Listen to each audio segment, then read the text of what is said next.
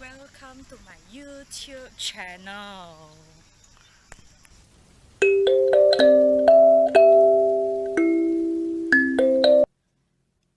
Highway engineering can be defined as a branch of civil engineering that deals with the planning, design, and construction of the highway with traffic control devices in order to improve the highway traffic operations.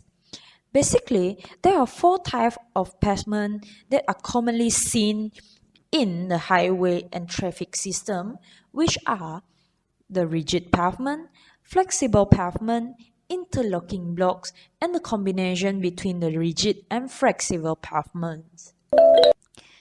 Today, I'm going to talk more about the rigid pavement, which are the pavement that made of the cement concrete or reinforced concrete slab that has been laid over a lower strength concrete layer or well compacted aggregate layer or both of them. Rigid pavement can be divided into four categories, which are the joint plain concrete pavement, joint reinforced concrete pavement, continuous reinforced concrete pavement, and the pre-stressed concrete pavement. Hello, I'm Alexi. Now I want to present about the material of the rigid pavement. The first layer from the top is wearing course. The wearing course can direct contact with the vehicle lot, so we also can call the surface course. The wearing course is constructed by the concrete. The function of the wearing course is prevent water from infiltration into base and provide friction and provide non-slip for the vehicle. The second layer from the top is base course. The base course is constructed by the crushed aggregate. The function of the base course is help surface course take on additional load and provide stable platform for the pavement and provide sub-base drainage system. In the frost area, the frost section will help to control the subgrade soil to swelling. The third layer from the top is sub-base course. The sub-base course is constructed by the mixture of the soil and small stone piece. The function of the sub-base course is provide support to the top layer. In frost area, the sub-base course can prevent fine particles from intrusion from the subgrade to the top layer. The frost protection layer is between third and fourth layer from the top layer. The frost protection layer is constructed by the crushed aggregate, and the frost protection layer is only using the frost area only.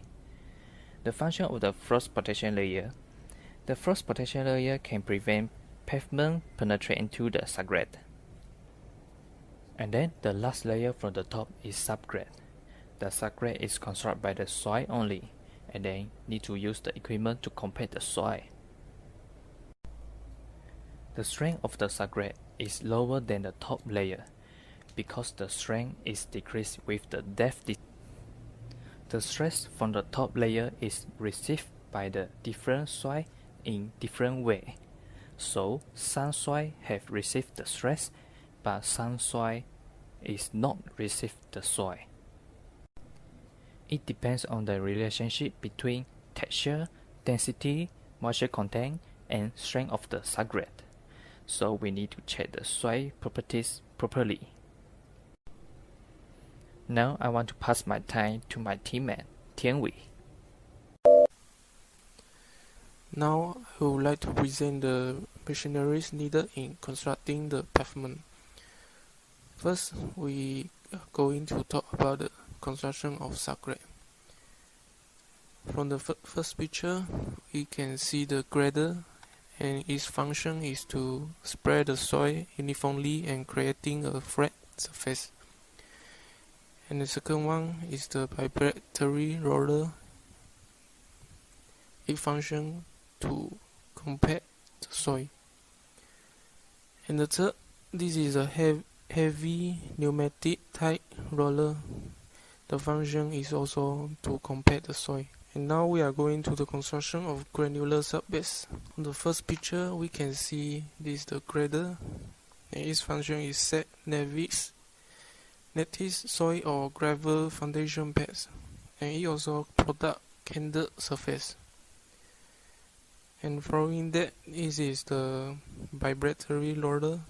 It used to compact soil, asphalt, gravel, and concrete. and it also reduces air voids. And we go into a third one. This is the truck mode sprinkler. Is it used for various pavement, washing rock, green belt, and it also like a water transport and also the emergency fire. And the fourth one is the rotavator. It's used to tilling large area of land and also turning the soil with nutrient. And now we are going into the construction of best cost. The first one is the concrete mixer. It used to combine cement, aggregate and water. And the second one is pump ducts. It used to transport a large volume of loose material. And following that is double drum smooth well vibratory rollers. It used to compact by vibration and also impact loading and also smoothen the rock. And the last one, we are going into the construction of cement concrete pavement. The machinery that we use is a slick foam paver. It functions to pave the construction works and also prepare and pour over the paving surface. The study area of the rigid pavement, we choose the plateau station. The location is the Jalan Indah Timur, Cebu, Sarawak. The first damage of rigid pavement in study area we found is the linear cracking. This type of failure in rigid pavement divides the slab into 2 or 3 pieces. Cause of failure is the traffic lock at repeat level. Next is durability cracking. This type of failure will appear as a pattern of cracking running parallel to a joint or linear crack.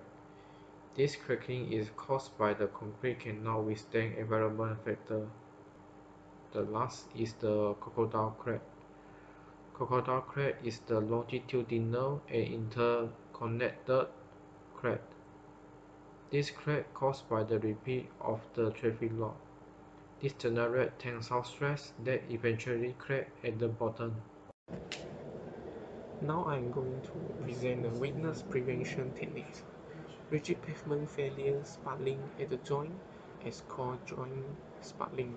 It causes breaking, cracking, or chipping out of the side of the joint edge about 0.6 meter. The appropriate maintenance is slurry seals or crack seals. Slurry seals are like a homogeneous mixture of emulsified asphalt, well-graded fine aggregate, and the mineral filler mixed with the water. After combination of all the steams, it will like creamy fluid appearance while applied. Slurry seals are used to fulfill the existing pavement surface defects. It can prevent the water from entering the house. Other than the water, it may also prevent the non-compressible substances such as sand, dirt, rocks, and waste. And now we are going to the second of the techniques. We are able to design and construct a long-life concrete pavement. Concrete pavement are ideal candidates for preservation. That ability to remain service with little materials relate distress for an extended performance period. It's because of the basic element of design, material selection, and construction are such that major structural or material failures are substantially differs. It is also utilized to keep up functionality while effectively delaying the event of serious structural deterioration. Other than the long-life concrete pavement, we are able to using the overlays as one of the preservation treatment by assisting the concrete pavement overlay with the hot mix asphalt, which is known as HMA. The functionality of this materials is very effective in restoring. Overlays method aims to ascertain the guidance as a preservation strategy to form a composition pavement with extended life. It will prevent or capture the development of distress within the underlying concrete pavement, somehow also preserving the full pavement structure.